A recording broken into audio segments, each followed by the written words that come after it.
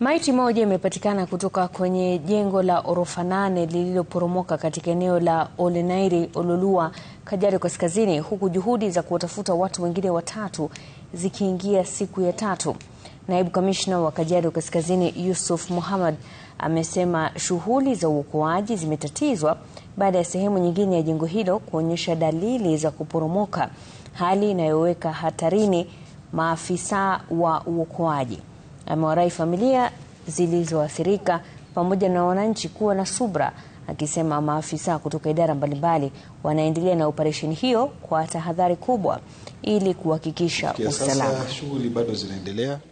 Kama mnavyojua, jana tuliweza kupata mwili mmoja, na leo asubuhi wale famili mbili zilikuwa hapa kwa kupitia msaada pia Red Cross na sisi wengine wote tumeweza kuidentify ni mwili gani. So mwili ya Moses Otieno ndio imepatikana.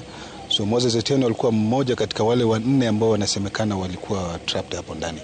So tunashukuru tumepata mmoja, na sasa hivi bado kuna maofficers na team the experts wako chini huko kwa basement wakijaribu bado ku track.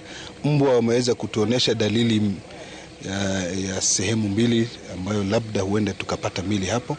Sasa wenzetu wako huko chini na wakijaribu kufikia kufuata hiyo lead ya mbwa kuona labda tutapata wenzetu hapo ndani.